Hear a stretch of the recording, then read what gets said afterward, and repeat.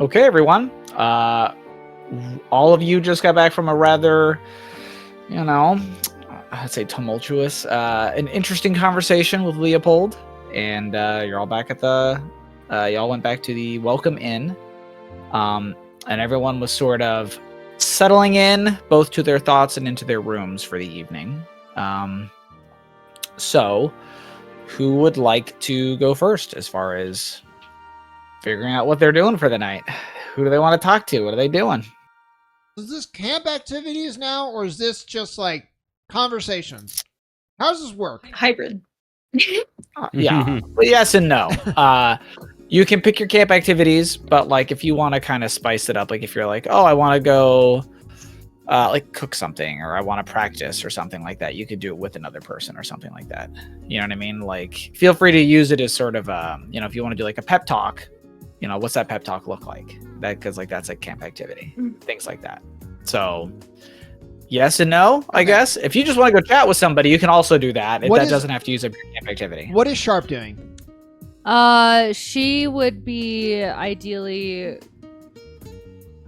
trying to find a time to talk to Kestrel about Rachel. So she's not doing anything. She's currently trying to find Kestrel, so no.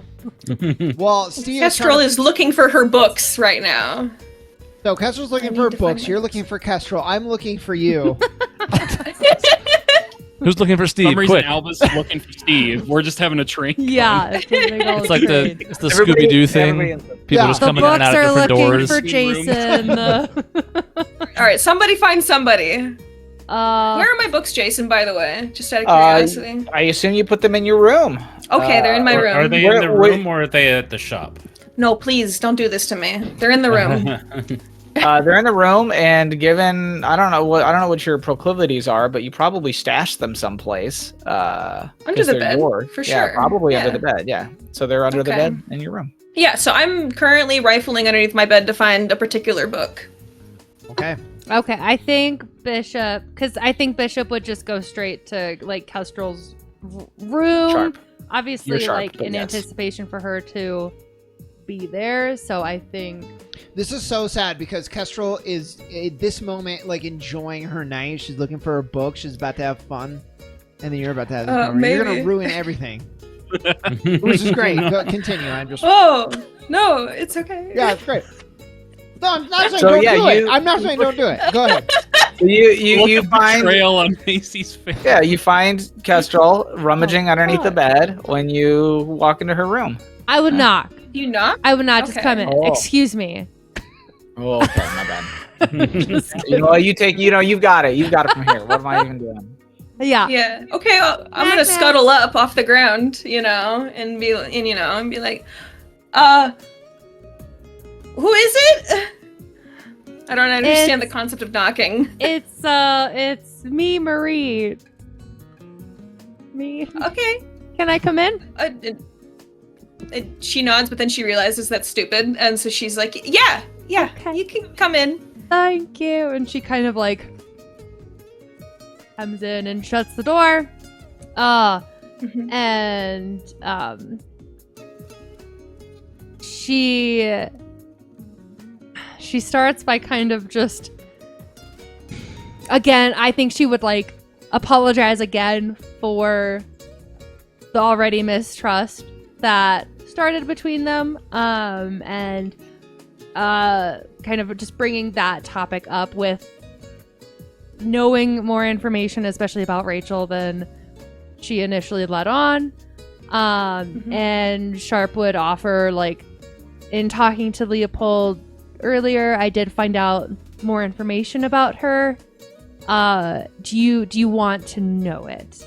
I guess kind of like I want to tell you, but I also, I don't know. I don't want to ambush you with information.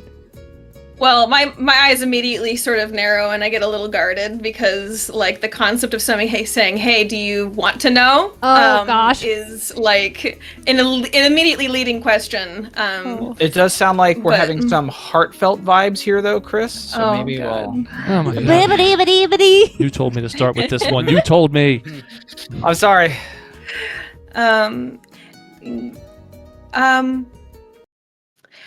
I think I do, but I don't like the way you're saying that. Makes me worry it's not great news. Okay, yeah, and I'm sorry. It's not great news. But I don't want to. Oh God, I don't know how to talk to people, man. I'm a fucking ghost. Fuck. You've been studying rocks for too long. Yeah, I know how to talk to rocks, not a kiddo. Yeah, I'm sorry. I'm not good at this. It's okay. So, yeah, and I just want to be like totally transparent with you, and especially with your relationship with Rachel. But I did find out that she has passed away. And I admittedly totally like forget about this. Do I know like how she died and stuff, or do I just know that she's dead? Well, I don't believe he mentioned. I don't think he was clear. Okay. I think he just said her recent demise, or it was like a shame that she's that she like died recently or she passed away. Okay. So I don't think he said. Okay. Yeah. Then I'll kind of relay that too. Like, it wasn't disclosed like how or what happened or kind of what the status of her remains are. I don't know if that's appropriate. Oh. But like, you know, I don't know. In my head, it'd be nice to be like, yeah, she had like a funeral. She was already buried. Yeah, but I don't know. So, Sharp would just kind of relay that there's not a whole lot of information that was disclosed, but I can confirm that she has passed away. And I'm really sorry about that.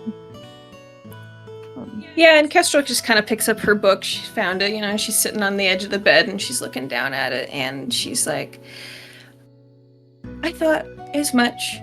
You said you thought she didn't make it anyway, so I sort of have already made my peace with it, but thank you for telling me. I strongly suspect it was when she was freeing me when getting out of facility. She sounded like it was the last time I'd see her. So I think she died then, trying to save me. But I have mixed feelings on it all now. And finding out she was working with people like Leopold and they had voted on whether or not I would even live. I have complicated feelings, but I know in some way she must not have been that bad. I want to believe that she was a good person, but thank you for telling me. Yeah. I appreciate it. Yeah. Yeah, I just want to be honest, and I too want to, you know, the Rachel that I knew, similar to the Leopold that I knew, like, I couldn't have ever imagined them doing such terrible and terrible things. So I too want to hope that she had that, like, her connection with you was real and her love for you was real. How are you after seeing your previous mate again after all this time? You seemed angry with him, but then understanding. How do you feel now after all that? Confused. there was still, obviously he's a very different person from what we saw earlier, but there were still little times that I thought that I saw the Leopold that I knew. So I have like some hope that he is in there. And I think that like that hope is helping or making me believe that he'll grow out of that and potentially be able to move past any bad things that he's done previously and go back to himself. Do you think he changed, or that maybe everything that he did was something he was always capable of, and you are only just now seeing it? Yeah, that's probably true. Especially knowing him, there was always a part of him that was relatively reserved. And yeah, definitely. He was always capable of doing that. I guess I kind of just didn't let myself believe that was true. I understand. Maybe this is too personal, but I can't help but ask, do you still love him? I do. It's hard. But, again, I think that it's still that like little bit of hope that the Leopold that I knew and that I fell in love with is still in there, and that's the part that I still love and want to hold on to, and I'm hoping that he can come back to me. Kestra has mixed feelings. This is the guy who's trying to potentially annihilate the people in the grove, and but at the same time, it's hard to knock somebody for loving someone. So Kestrel just kind of flattens her lips and says nothing else. Yeah.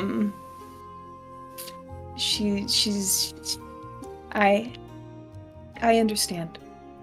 I do not fault you for loving. There's nothing wrong with wanting to believe in the good in people and everything, the world. I do. So I don't fault you. And I think with that, like, Sharp would also assure Kestrel, like, just because, like, I love this piece of Leopold, now, like, seeing what he is capable of and what he is potentially going to do, Sharp is not, like, if it ever came to kind of choosing between saving, like, Kestrel's home and that environment and, like, almost saving, like, people, or siding with Leopold, she would protect, like, Kestrel and her family and all of the she would do that side of things. So yeah, she would, like, with that reminder, she would explain that part too. I appreciate that. I wasn't sure how to say, but I'm not going to let him destroy my family. Mm-hmm. Good. So, yeah. I do not want us to be at odds or at opposite ends of the same path. Mm-hmm. I hope we can still work together even if perhaps we have different feelings towards Yeah. same person. He's done enough damage. He needs to be stopped if he's going to do any more. So, Okay. yeah. You have my word on that. I appreciate that. I appreciate that, Marie. I'm picking up my book now, and I'm like, I was hoping maybe to not do so much sad things right now, but maybe I go find Rosalind. Need to go have conversation with her now. Sorry, maybe a bit abrupt. Yeah, no. Thank you for talking to me, Kestrel. I appreciate it. No, thank you for your honesty. Absolutely. It means lots. And I'm gonna get up. I'm gonna take my book and but I'm gonna give you a little reassuring touch on the arm, and I'm gonna give you my feelings. I'm gonna show you that there's no ill will between us, and that I genuinely do appreciate you through the physical blood bond or whatever. Cool. Thank you. And And I'm gonna walk out in search of Rosalind. I think Sharp would kind of just like sit there for maybe a second longer, just to take everything in, and then I think she would also leave to her room. Does Steve find her at this point? Yeah. Or Steve Probably. No, I don't think I want to. It's not the right wait, time. why not? It's not the right time now. Oh, Because that is heart to oh, heart. okay. It's kind of like it's like he's gonna just kind of tell her a nice sort of thing, but it's just not the right time. It's not the right time now. Okay. Now he has heart to heart because Okay. I like to think he's eavesdropping again. I like to think so. I hope he hears all this Right, shit. It's man. important. Yeah. Yeah, I think This guy. I think you show up at the door and you hear them talking on the inside, and you're like, because you go to knock and you're like, oh, they're talking, Yeah. and then you can hear what they're And talking then I about. move to go away, and then pause, and then put my ear to the door. Yeah. Yeah. So. What a guy. Yeah. Does Steve have a level of rogue here? Is He's Right. just curious. Um, It's just so much curiosity. Just likes to meddle. Yeah. Yeah, I gotta monitor my teammates, mental states, and to do that, I have to eavesdrop on everyone always. Yeah, he's gonna take a level in lore master, but the lore is the secrets of his party members. Oh, there you go. Exactly. So I'm on my way to look for Rosalind. Does somebody else want to go first before I go and search this little character out? Well, I have a question really quick. Jason, so the Mhm. weapon to destroy the grove, I wanted to get clarification because I thought that Leopold said that he was working on it, but research has been abandoned and they're not currently doing that now. Was that correct, or did I just misconstrue something? No, that is correct. Okay. He said that they were pursuing a way to potentially handle the flesh curse within the cordon, but he has dropped all attempts at looking into. He's not found success in the necrotech direction that he was going. Yeah. So He's just pursuing a different avenue. He is Their ultimate pursuing- goal is the same. Yeah. He is looking for a more final solution to the flesh curse, and he is no longer looking to necrotech to find that answer. Don't like those words together. Hmm. Final and solution. Yeah. Final solution. It's better than the final destination. Otherwise, you guys have to start being very careful where you put your sharp instruments. Yeah, I know. So yeah, I might be like, wow, God, that was heavy. Holy shit. And then walk down to the kitchen. I want to find Albus. I want to be like, Albus, feeling kind of peckish. Let's come make some food.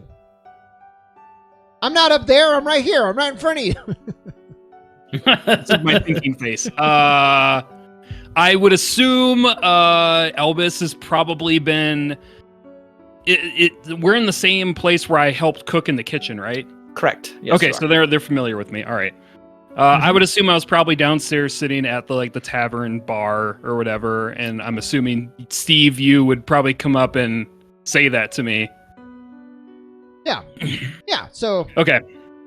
Yeah, help me find something in the kitchen. I think I could whip something up for you.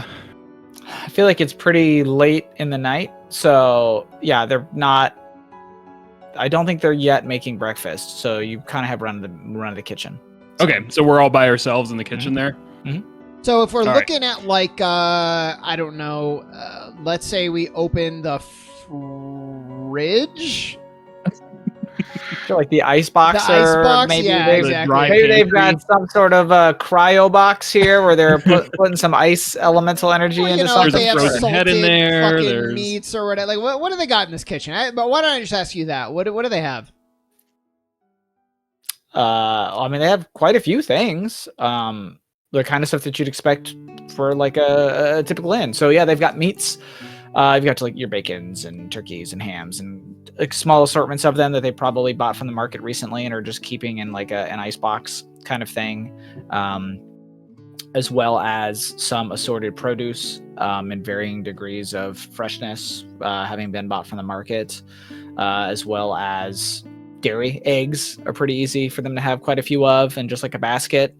They'd probably be the not the modern egg. They're like the kind of egg that got colors on it and you don't need to refrigerate all the goddamn time because it's easier for them to keep. Pretty. So I'm gonna be like, you know what I feel like, Albus? A sandwich. Let's make a sandwich. You'd like a sandwich? I would like I would like your special spin on a sandwich. You know what's weird about a sandwich, Albus, is we had sandwiches where I'm from. And there's sandwiches here. And I think that that's strange.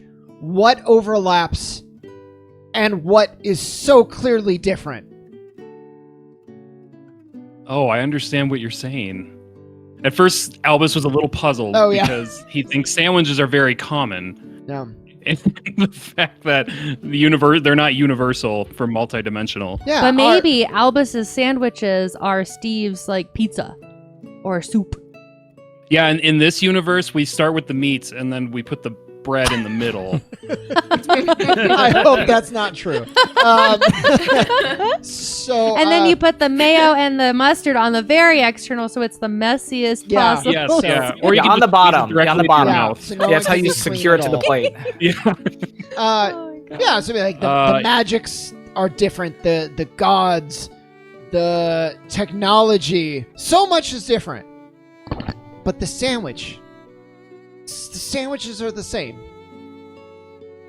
So Albus is going to start getting some of the ingredients. He's going to grab the ham. He's going to grab some of maybe like the beef that's been cured.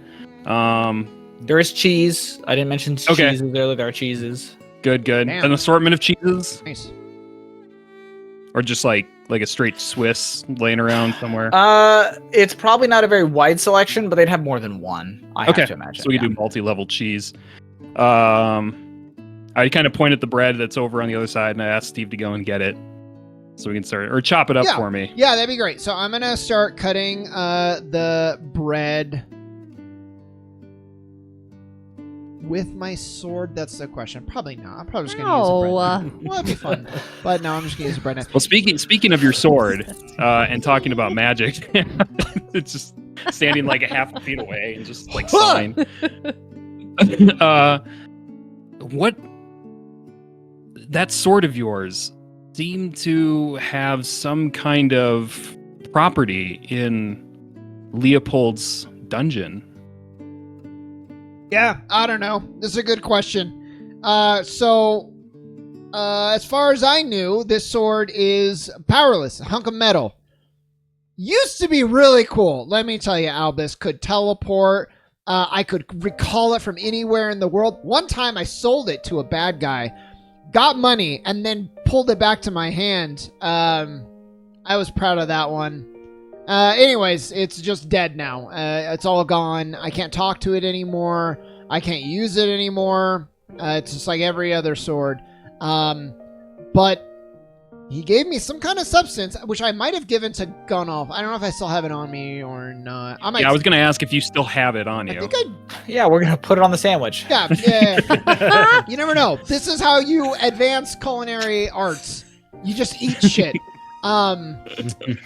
So I think I still have it on me though, and so it's like, yeah, and then this substance, according to Leopold, negatively charged, and it is reacting with my sword, which indicates there's some sort of magical property still here. I just can't access it, and I don't know why or what the situation is.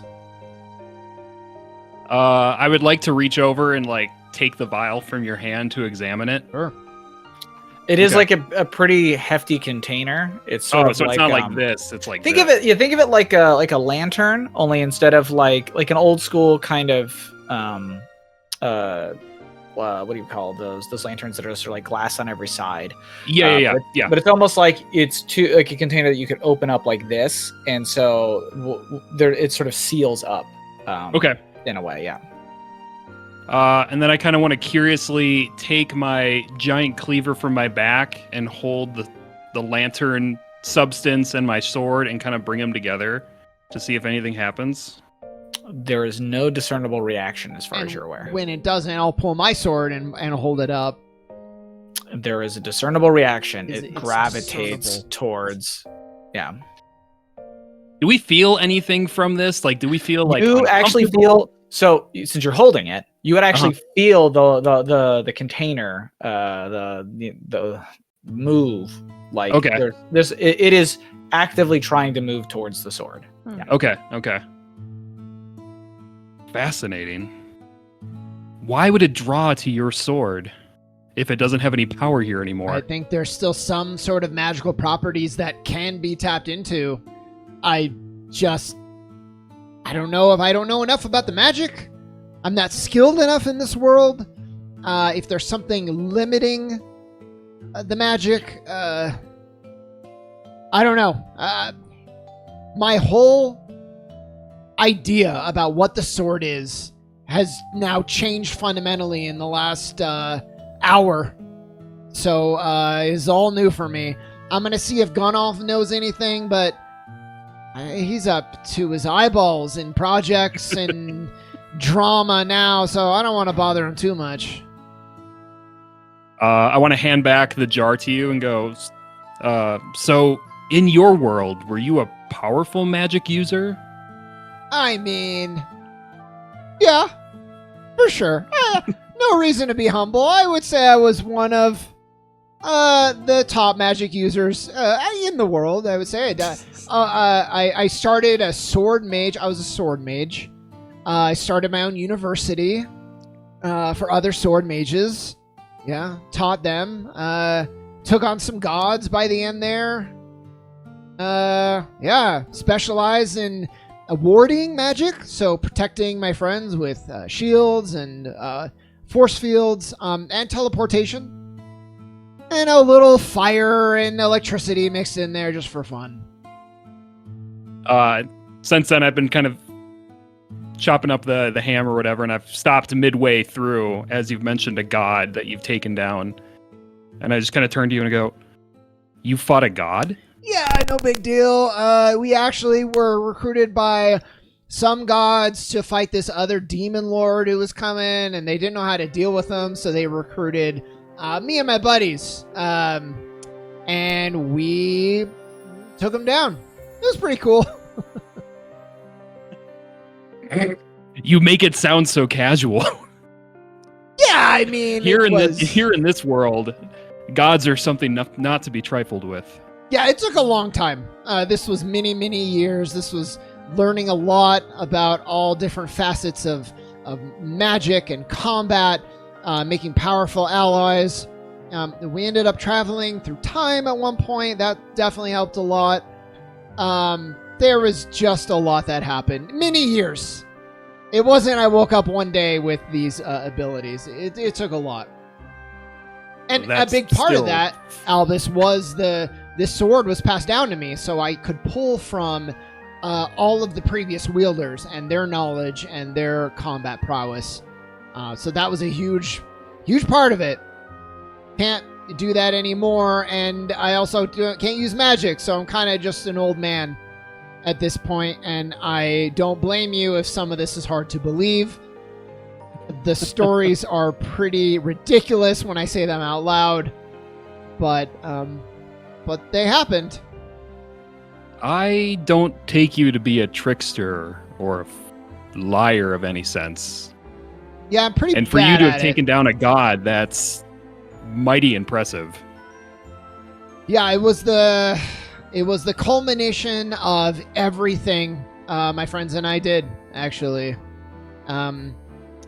We started a city. We developed our region of the world quite a bit, and this particular demon, his name was Orcus, if you were curious, just would not leave us alone or go away.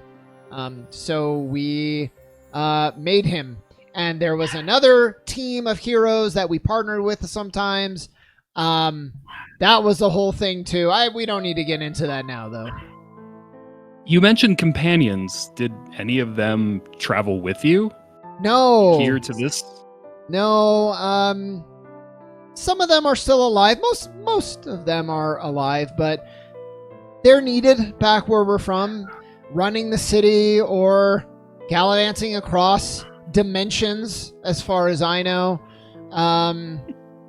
So they're fulfilling their purposes. I had retired to a quiet life with my dear Marla, but she passed.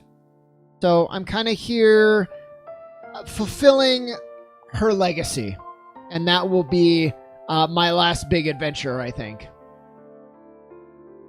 I remember the stories you've told me of Marla, and again, I am sorry for her passing. That's okay. She got more time, a lot more time than either of us thought she would. So it's hard to not have her with me, but I'm so grateful for all the time we got to spend together. And at this point, I'd assume that we've probably already assembled the sandwich here.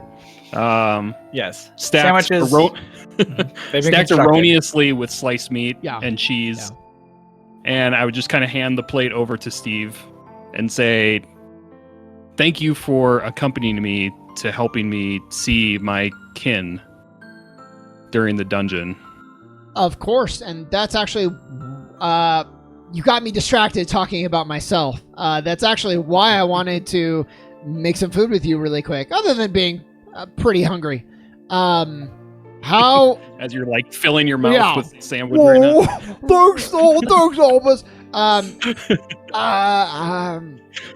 I know we heard about what happened in Casimir, but it feels like you keep coming face to face repeatedly with what happened. So, how are you feeling? Casimir seems to be a desolate and changed place compared to when I left it. I didn't leave Casimir really on my own terms. And the more I hear about it, the more I'm worried that I'll never be able to prove myself again to my tribe. And the kinfolk, the tiger folk that we've seen, something's wrong. Something has changed with them to a point that I really don't understand. And I'm worried that I might be susceptible to whatever change is taking place with them. Yeah. We found out more from Leopold, and I'm hoping that you're far enough away, but I know you felt the pull before. The closer I feel that we're going to get to Casimir, I feel that stronger force is going to pull me in. But I think with the help of people around me, they may be able to help me restrain myself. We're here you have our support, and I think more importantly, Kestrel's here and has some sort of magic or know-how or both to keep you rooted. But yeah, and he like pauses for a second. Have you thought about what you want from visiting Casimir? Do you, and what I mean is it your goal to restore it, or are you resolved to ending whatever threat faces it, even if that's your former brethren? My first priority is to hopefully find any survivors from that area. I still have my family that live there. And if I can find any of them either there or somewhere nearby, that's my first priority. Depending on the state of what Casimir is in, I hope to reclaim it and make it back into the prideful village that it once was. But the visions that I got from Kestrel of what Casimir looks like now, I fear there may be no hope for it. Well, when we get there, just know that I'll follow your lead. You know the area, obviously, but it's personal for you too. So, whatever you say goes, just know that I have your back, and the rest of us do too. I appreciate hearing that. I'll need all the strength I can muster from the companionship that I've formed with all of you. Hear, hear! And I charge, and I take a Yeah, I want to. big. I want to clank sandwiches together. Yes. Cheers with the sandwiches, and we take a big fucking bite of this. Yes. Great. All right. A tomato falls out on the floor. Mhm. Oh no! And then Steve slips. Is there like mustard in this? Like, is that a thing? Not the mustard. Oh man. Sure, yeah. All right. There are a number of condiments, some of which are made, I assume, through. I have no idea how they used to make condiments, so we're gonna say Grinding up mustard seeds. That's about Yeah, it. I could see mustard being a thing. So I just. Yeah. I had Sure, mustard on my sure, sandwich, there's- that's all. There's probably also alchemical alternatives to things that even add a little bit of extra pizzazz to stuff. So yeah, It's SMG or MSG. Yeah, MSG. Great. Yes. That's the world difference. We found it. It's SMG, not SMG. What's this gun doing in my condiment?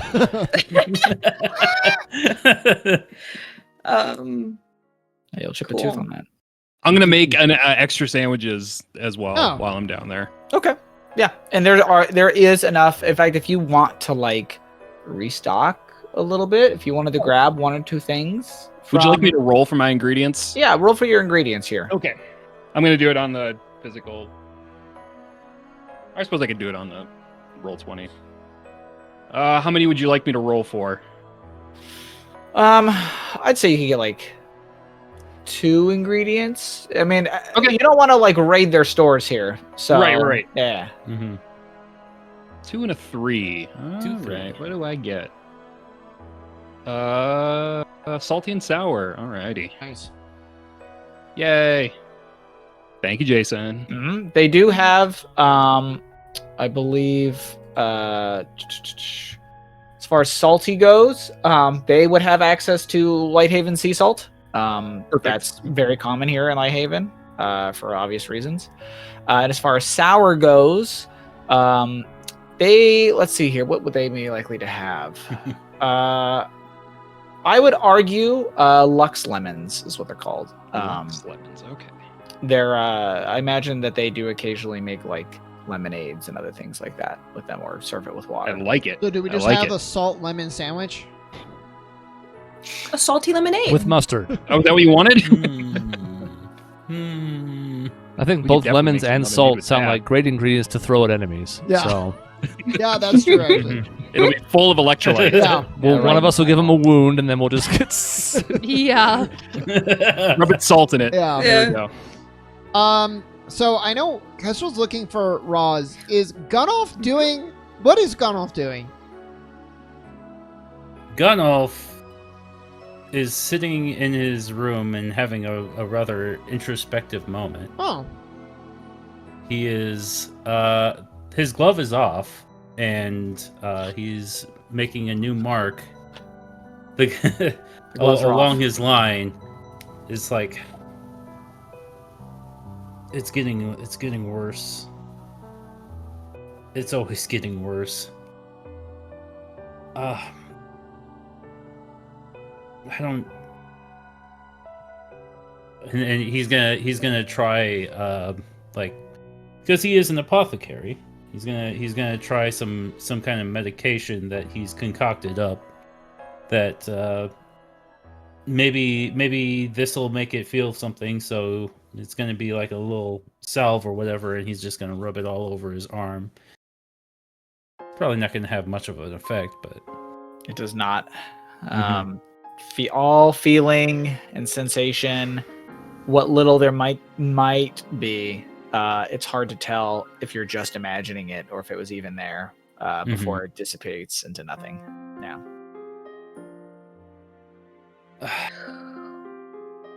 I don't. Okay.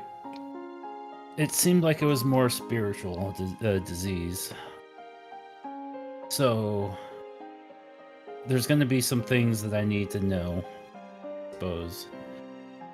I guess I can write another letter to Eric, and figure out what guidance he has for me from here on out. And it does, I guess, give him an opportunity to figure out about that hand.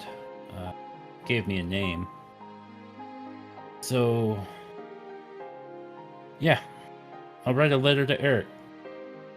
I'll begin writing a letter to Eric. Okay. You can let me know what is in that letter.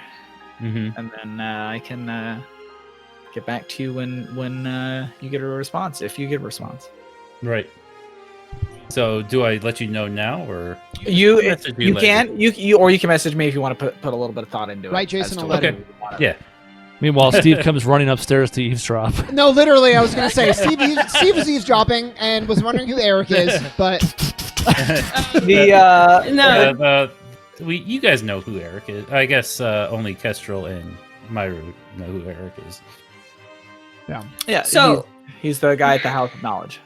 yeah. Oh, that guy. Can I find Roz yet? Well, I don't know. Where's Roz? Is she hired? Where is Roz? She's Where you at? gone. No, she's in conveniently, I guess, the third room. The rooms are always unoccupied when they need to be, so she's just in Okay. another room. Okay. Well, I'm gonna locate you. Okay. I'm gonna locate you. I'm gonna track you down. Perception check. No check. I just find you. Yeah, I'll probably just peep in the rooms and eventually just locate the one you're in. I don't know what knocking is. Right. But I just kind of walk in. Okay, wait, hold on. Roll me a single dice. But are you kidding me? Yeah. I'm not joking. What's wrong with you? What kind of dice? It does not matter. I need even or odd. You're checking one of the two rooms. I need to see which one you check first. Oh my Nice. god, are we gonna do this? Miss it and then You're gonna re-roll. find Gunnulf, or you're gonna find We Rosalind. gotta use 4 Oh points, my so God. re-roll. Oh my god. All right, 3. I rolled a 3. Okay, you find the one that Rosalind is in. Hey. Wonderful. Thank you. Cool. I just say you could have peeked in, and Gunnulf could have been very sad in there, and you could have just been like, Yeah, nope. I could have found Gunnulf, saw him sad, and then immediately left. I just wanted to see. Okay, you find the one that Rosalind's Yeah, in. you roll a 3, and as you try and enter, you turn into a bird. No, birds. The wrong whole tavern time goes for up in them. flames. Roz What's he is doing? standing nearby a desk that I'm assuming the room has, and staring out a window looking at the lights of Lighthaven. Yeah, Kestrel kind of comes in. I'm sure you can hear me come in. I'm not particularly quiet. And I go, hi, Roz, Lynn. Hi. She does not turn away from the window, but she says, "Hi, Kestrel. Doing okay?" She nods. You can't see it. But she says, I'm okay, I guess. How's Roach doing? You know, I haven't checked. What say you? The satchel's on the bed over there if you'd like to take it out and look. Sure, I go over and I pick the roach in the jar out, and I come over to where you're standing. What's the roach doing, Jason? It was literally just sitting there doing a whole lot of nothing, and then you picked up the bottle it's in, and then it starts just kind of scurrying around in a little circle, trying to figure out what's going on. I come over, I come over to where you're standing. I just kind of hold it, and I'm like, "Do you like Roach?"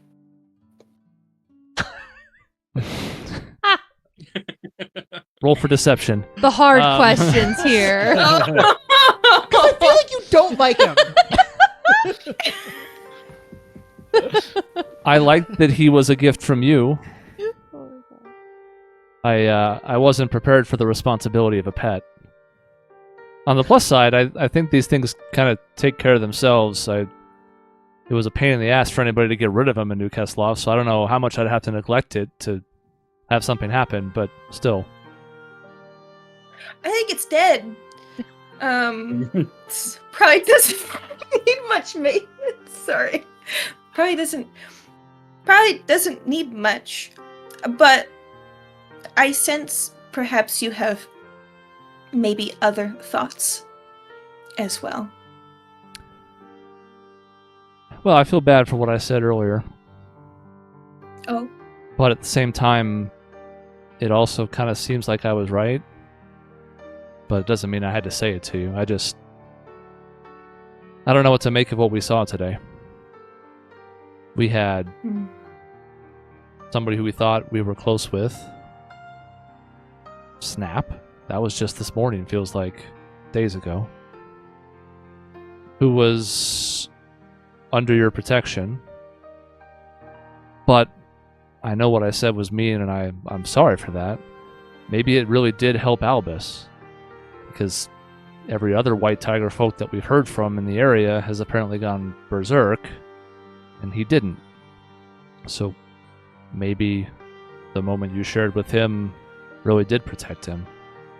Obviously, I know you meant for it too with Myra either way. I know it's not your fault what happened there. I don't know if either of us could have done anything, but the only thing giving me pause now is, I don't know if Leopold can be trusted. I have all sorts of questions about him and his involvement, but there might be some truth to what he says about everybody else having the flesh curse now. And it makes me a little bit hesitant, maybe even more than I was before, to be added to that list. Kestrel is just kind of a little fidgety, and she says, I understand you have concerns, but this is my blood. This is the blood of my family. And we are all fine. And I'm not trying to convince you to join. You will do what you want in your own time, but I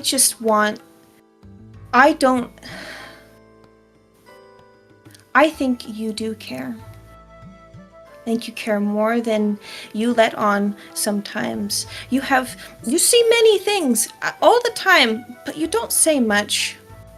But I see it in how you act.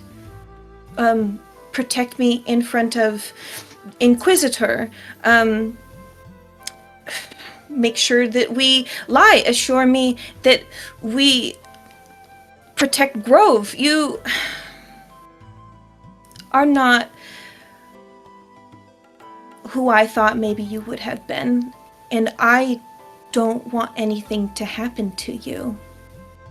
And I know that I can. I want to protect you, but I cannot make you trust that this will be okay.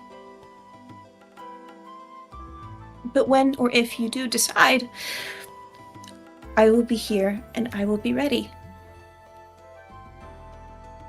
I may come around with time. I think what worries me now is I think what you're doing is helping.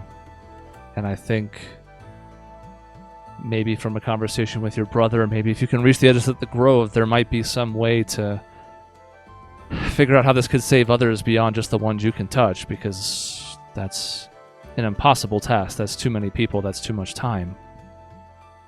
But I also look at it from the flip side, and I think from everything I've heard about Leopold, I worry about how he's able to detect that in people who don't exhibit symptoms. They're not losing control of their bodies. They haven't turned. They haven't... Whatever the flesh curse does to people that's made it so they've had to quarantine everybody for all these years, he was still able to detect it in people that have been showing no signs. And he's trying to figure out some way to get a weapon or some other means to attack anybody who's been touched by it. And that list now includes everybody else in this group. But then again, if I don't do it, then maybe I'm going to succumb to curiosity and go stark raving mad instead. So I guess it's a choice of turn into a statue or turn into a lunatic.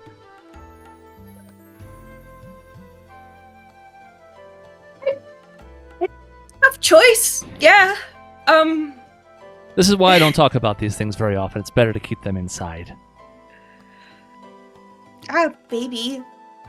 I must admit, though, I didn't necessarily come to talk about all that. I actually came, and I start by asking about Roach. Because maybe I am nervous to ask, but I think I don't know enough about you, Rosalind. I know that Marie Sharp is here was looking for her husband. I know that Steve likes to make up crazy stories, and he's very upset at the door right now. I heard that. Yeah, he's eavesdropping. You know, Albus looking for trying to find out what's going on with his people, and Gunnulf. And I don't say anything yet. I sort of trail off, because it is his thing to share. But I say,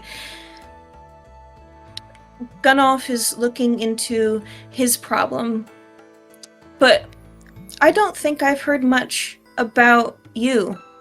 What brings you here? You mentioned the book and your sister, but I don't. When did your sister disappear? Been a little over 30 years, I think. That's a long time. Feels longer somehow. But I don't know, I think for the first time in a while, I let myself feel hope. Which I guess should be nice compared to the other things that you mentioned, like anger and obviously curiosity, that hope would be a nice thing to have to combat that. It also kind of scares the hell out of me, though. I've not had hope for a while. But in finding that book, which... hang on to that for a second, we'll come back. It at least helped me try and find answers. I feel like if my sister were still alive, I would have heard from her by now. Even if she had been stuck in the cordon, even if, she would have figured out a way to send a message or something. She was resourceful, so maybe she succumbed a long time ago. Maybe it was when they first even started investigating the area. I don't know. But at the very least, I'd like to know what happened, because I don't want anybody else to go through what I did. I think maybe I am not you in this scenario, but maybe I am in similar position. I disappear since I was a small child, and my brother Wolf look for me to this day. He's coming here.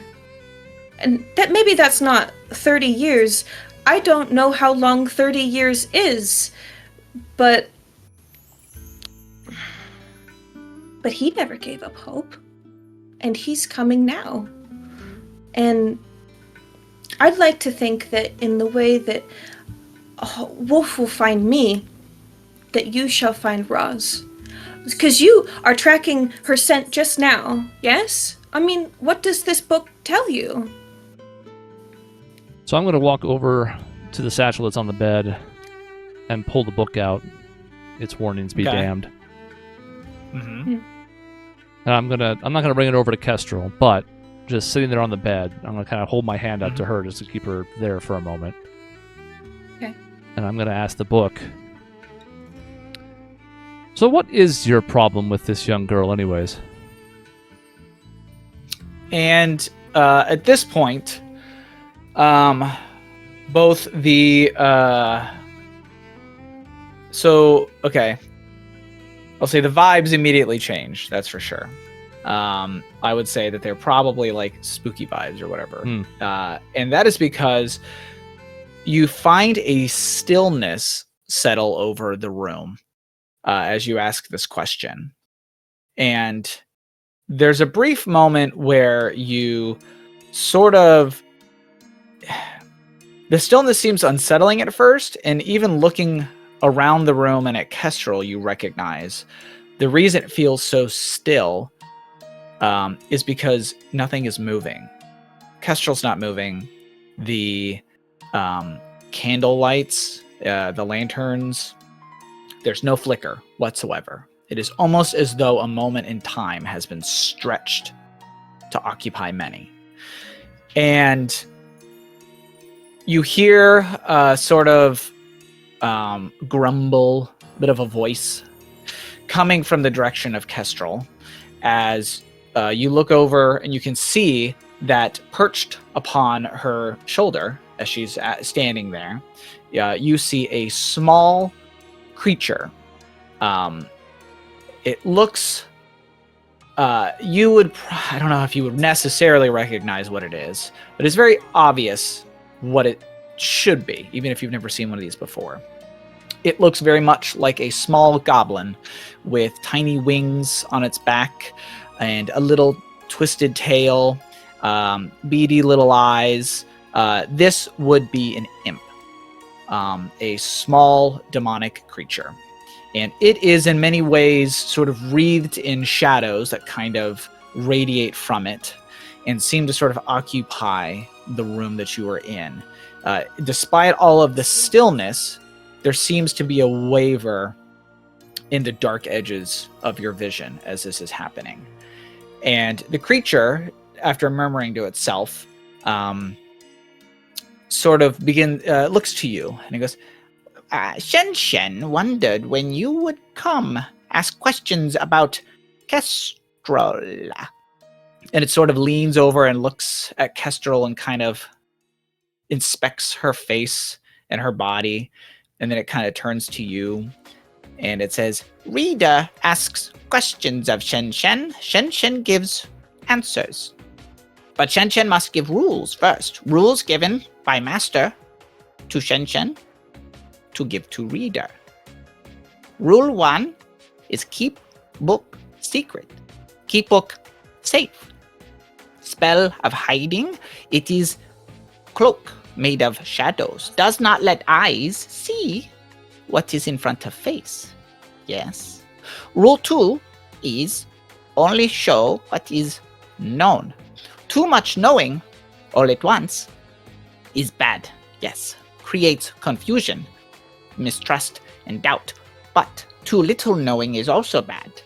Looking for answers is looking for danger, says Master. So Shen Shen can only show what is known, can confirm, can clarify, resolve yes, give to you. But rule 3 is protect the reader. Master says, reader is extension of book.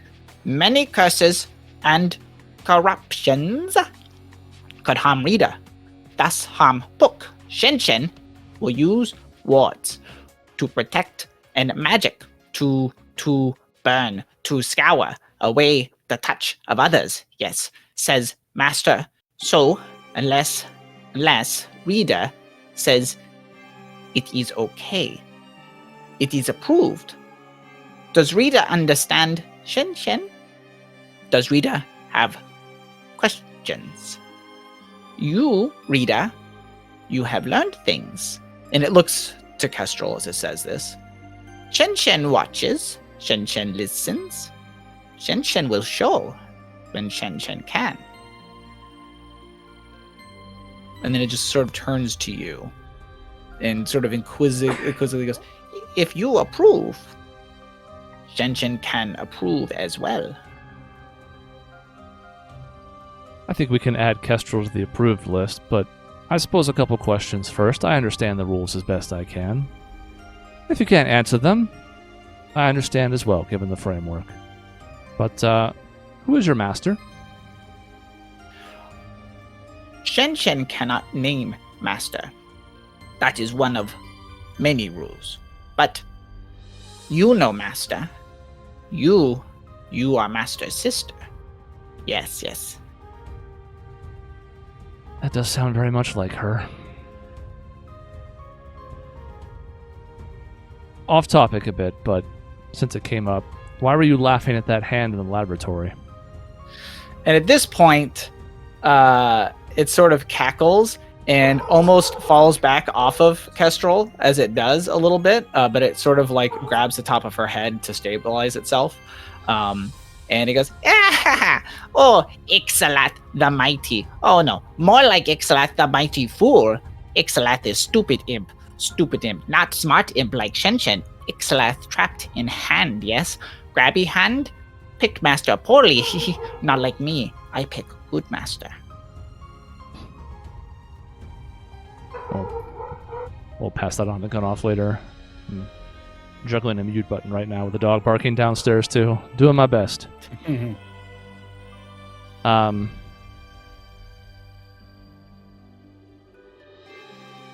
So, let's see. How do I phrase this? Why could everyone else in our traveling party see you but not Kestrel? What about her is dangerous? And he sort of throws you a bit of a quizzical look, and he goes, Kestrel is flesh. She is the curse. She is what master does not like. Same with the Kiran Empire. Very bad. Master does not like. Keep secret from them. But you are a reader. You have many. What is word? It is not. You do not own them, but they are your friends. Yes. You collect them around you. Yes. So they are yours. Thus they can see, but they cannot see if they are this. If they are this, unless you say so, then I can let them see. And as reader, what would happen if I were to become infected by the flesh curse? And Shen kind of shakes its head. He goes, No. You only come corrupted if Shen say so. Shen have many spells. Shen, stop it. You are safe. Cannot let flesh curse know what reader know. Yes, knowledge is for book and reader and master and Shen, not for others. But if you wish, if you think it is smart, if you think it is wise, Shen can do this for you. Last question then. When we get to the location that you showed us the first time, back in her study, then you will be able to explain more, yes? And Shen, he goes, ooh, Shen can show when you know. Shen Shen can give, what is word? Small gifts, small foods, clues. Yes, I give them to you so you can learn. Never too much, never too little, but you are smart. Shen Shen knows. You know things. Kestrel say things. Read book, you will see. Shen Shen shows. And if I were to flip through the book, had there been any changes to the pages beyond what was already there? Yes. Much further into the book, there is a journal entry in there now that there was not before. I close the book and I don't read. No, I'm just kidding. Go ahead. Do you want to read that entry now? I mean, since we're in the stop time, I don't feel like I'm wasting Kestrel's time. So sure, let's do it. That's fair. Okay. This is where I contemplated just sending this to you. It'll be a little. It's a sizable entry. There's no date on this entry, but given its position in the book, you would have to imagine it's later on in the journal. Jason, would you be willing yes. to put this in the Trello board, or should I take notes of the entire entry? I will put it in the Trello board at some point. Yeah. It says, my time within the cordon has not been easy, yet I remain untouched by the flesh curse thanks to the gifts I bargained for. The curse cannot infect that which it cannot sense. In this endeavor, shadow magic has been key, but it is not a permanent solution. Not long after I crossed into the cordon did I find myself face to face with the abominations within. Avoiding their gaze was easy, so I studied them. Most were as expected, mindless beasts. Yet there are also proud creatures of a markedly human-like intelligence. Upon following some of these creatures, I learned that this apparent intelligence is no mistake. There are humanoids living within the cordon. Druids, to be exact, a remnant of the ancient grove within the Wonderlust woods. I learned this after revealing myself to one of these druids' elders, a bear-like figure that went by the name of Ursir. He seemed wiser than most of his kin, and was equally intrigued by my presence within their grove. We spoke under the waning light of the moon, cloaked by night and shadows to keep our conversation between only ourselves. He asked of the world beyond the Great Wall, as he called it, and what dangers lurked out there for himself and his people. I offered to trade him a great deal of knowledge in exchange for information, but he refused. While knowledge is power, it is best not to indulge one's curiosity fully, he had said. I asked how his people were immune to the curse, how they stayed themselves.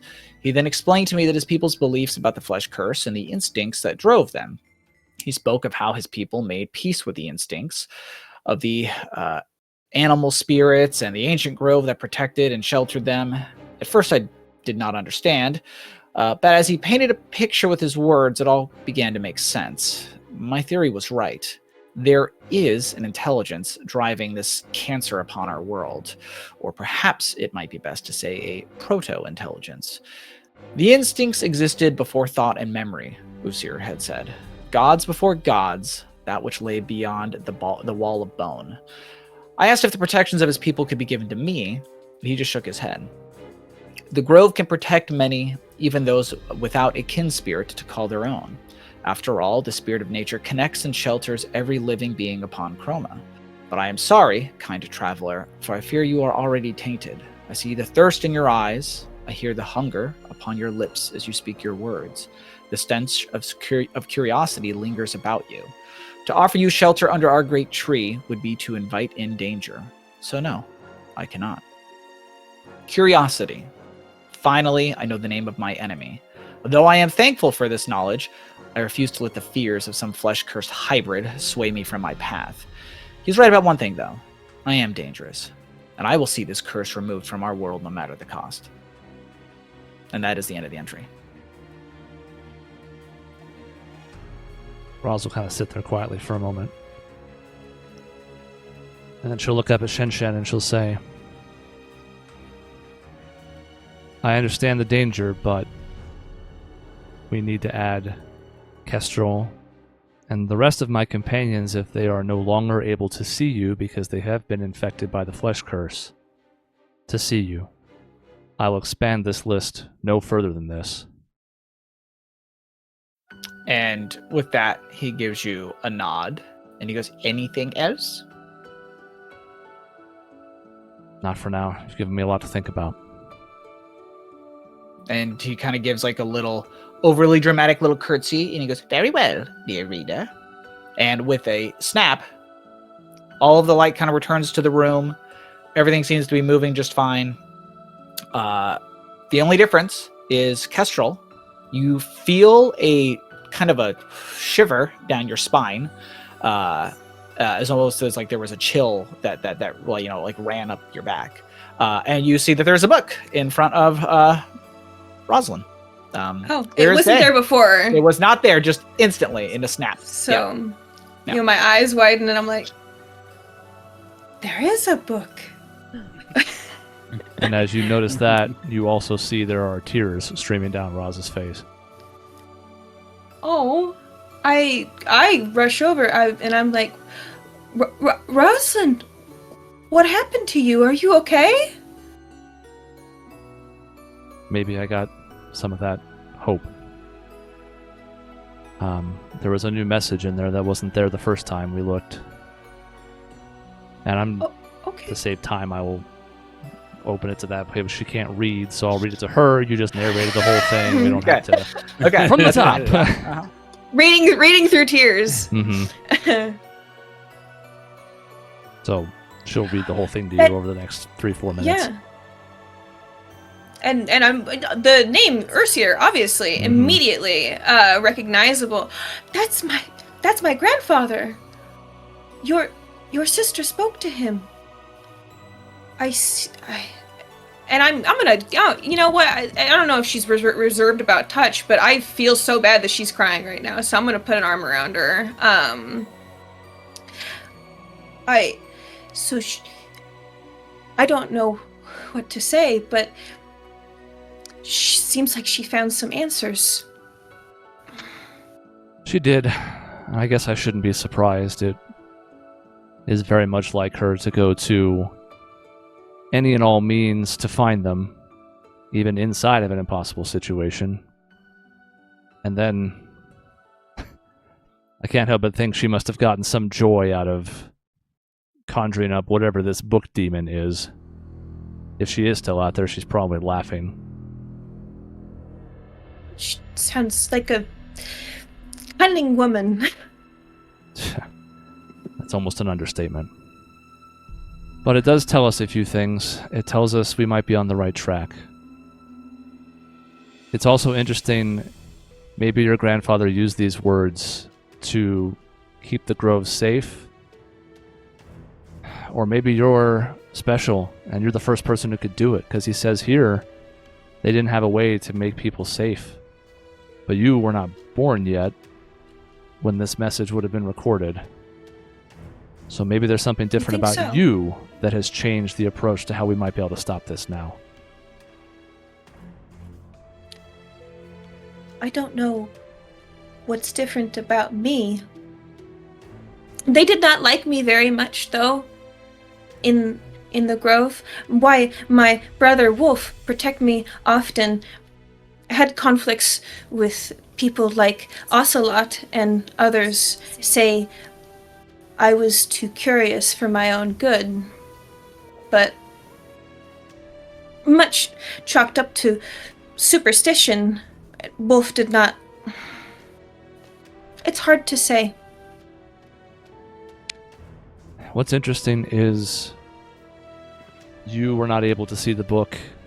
It said it was because you had been touched by the flesh curse, and that fits with what we saw from Leopold today, right? Like, he also could sense that there was something inside of you and the others you had touched. What I don't understand, and what I think we need to understand, is what is different. Because if it was just the flesh curse and everybody had it, then people would react the same. But you and the people you touch, the people you protect, are different somehow. And yet, the book couldn't tell the difference. And Leopold couldn't tell the difference. And I can't help but wonder what that difference is, because it might be the key to everything. I don't know. I don't know many things, Rosalind. I don't think sometimes I know anything. But maybe I'm not different. Maybe Ursir just refused. Maybe he didn't want to invite curiosity or other elements into the grove that he could not control. Your sister seems to be an impressive person, but she went into the grove. It is almost to climb the wall to escape, not let alone get inside. Almost impossible task. Maybe he was just afraid of what she would do if she was allowed inside the bond. And she would have been a prime target for curiosity, as I understand it now at least, but she was of sound mind when she wrote this, and she'd already been dabbling in curiosity for a long time. So who knows? We need to tell the others about this as well. Maybe on the road tomorrow. It's nothing we can do with this information tonight anyways. It's been a long day. But maybe when we're outside the city, we can talk more openly about this. Yes. I did ask you. I know maybe wrong time, but I asked you what trail the book put you on before you started crying. I don't even know what happened. Yeah, I'm not sure I do either. I guess time stopped. It was some kind of magic. I don't know. I don't ask questions about what my sister can and cannot do at this point. Then I'll flip to the page that has the picture of, what is this? I think it was Gunolf's grandmother. I think so, and it had the necklace around her neck. Yeah, I don't have the notes in front of me with the setup at the moment, but I think that's correct. Do you explain the significance of this at all, or is it you just showing me a picture for some reason? I mean, I can, well, she'll say in character, so this is what I have to go on. And Gunolf is hoping that if we head back to where he's from, we might be able to get more answers than this. There's no other text to go with it. There's no steps to follow, but it's still someone to talk to, or I guess at this point, just a string we can pull on and see where it leads. So at this point, I'm going to pull up the book I pulled out from under the bed. Okay. And Jason, what's the title of this book again? I believe the one that you're referring to, I assume you're talking about the one that's related to the north. Yes, it is the one related to the north. That is what I was pulling out. I believe that one was called Sickness of the Soul. It was Legends and Myths about illness, but it was given to you specifically when you guys had talked about the... Northland people. Yeah, well, you had asked about Doug's people, I believe. Yes. I'm sorry, not Doug's people. Not Doug's people. Doug's people. Whoa. My people. Whoa. Not all My people. goodness. What do you mean, you people? Yikes. Cancelled. There we go. So, I'm going to pull up that book, and I'm going to say, I got this book for Gunolf, and I wanted to go over it with him because I think this may help look into his problem. And I was going to go talk to him after this, but I think maybe it might involve you too. And you know, Steve told me that you could help teach me to read, and that you'd be a good person to go to. Maybe I was going to go talk to him, but maybe you should come too, and we should look at it together. Ambush him. I don't know. I've been enjoying my time brooding. Steve did volunteer you to be a teacher, yes. Yes. Yes, you did. Well, I'll tell you what. We can work on reading in the wagon ride tomorrow. And I'd be happy to go with you to see Gunolf, because at this point all of our answers are north. We need to meet your brother. We need to see what's happened to Albus's village. And then we need to go even further north and see where this leads. Because before, one of the reasons I haven't really pushed for this so far was because it was just for myself. But clearly, there's a lot more happening with this than just my sister and her whereabouts. So we may need to put a little more priority on this one. So you won't come with me to look at this with him because I'm going to go. Well, let's go see if we can find Gunolf then. Yay! What was the, Let's go talk to... What was the photograph? That's the only part I missed. It was an old woman? I Gunolf's don't mother. think she was- I did pull up the notes now. Oh, okay. Gunolf's mother, necklace Yeah. with the symbol of their tribe. I actually don't think I mentioned that she's old in the image. I think it's her in like, I don't know, our age, in like her 30s or whatever. I don't actually think she's particularly old. Like, she's not like an old woman. Okay. Or anything of the sort. Tribal Northlands, upper reaches of the continent. And then I'm sorry, Chris. What you had that photo? How come? This is the only thing the book It's like showed the the- first time. Oh, It was like the first entry in the journal. Everything else was essentially. blank. Gotcha. Okay. Now, this journal entry that filled in is way later in the book, but it's the only other page that's not blank now. Okay. Cool. Well, I guess we gotta wait for Doug to get back, but... Yeah, Knock on he the door, left knock at on the just door, right just- time. Like the most pertinent time for his character. Yeah, do I have to roll to see what room he's in again? I don't know. Do you remember which room you came out of? I know what I don't know. I'm lost. I'm in a strange place. can't Help me. read. Where am I can't read. I'm so confused. There's all these strange symbols next to the doorway. Which one do they mean? Yeah, I don't know what they mean. It's so crazy. We have so many signs pointing to, like, we have so many answers that we need from the fucking grove. The north for sure, but also like the grove. Oh, we'll interrogate those out of her brother tomorrow. Yeah, yeah. Yeah, brother, Yeah, which Steve brother, knows 'cause he was- brother time. Doug is Well, back. welcome back, Doug. Yeah, Hi, it's time to yes. go accost him. Being accosted. Hold on, guys. I gotta go get some ice. Just kidding. Okay. Before we like go and like meet him, I kind of look up at Roz and I'm like, "Do you need a moment to?" Your mascara's running, she's saying. That's right, I had the dark eyeliner, which is now Yeah. smudged. But to be honest, it already Yeah. kind of was earlier anyways. Hasn't been a great day. It's been a bit. So this isn't... Do you want to hold the roach? This is compounding a problem that had already started earlier in the day. And she'll say, Okay. no, there aren't... It's not... I mean, there is some sadness in it. But that's the first time I've heard her voice, even if it was just in my head, for decades. But if anything, it helps.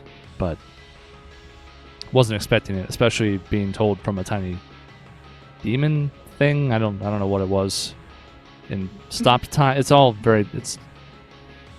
You could have told me any one of the 6 or 7 things that have happened today. I would have told you it was fucking stupid. But now that they've all happened, I guess I have to believe in all of them. I'm gonna pat her a little bit. She can't feel my emotions. That sucks. But I'm gonna tell her, I'm glad you didn't give up hope. I didn't. And I think that we're going to find her. Come on, let's go. Okay, I'm switching back to Heartfelt And- unless Jason tells me not to. You Spooky. can go. You can go. You can go to Heartfelt if you'd like. For 2 seconds, and then we're gonna go spooky Right, again. spooky! Spooky! Battle! What?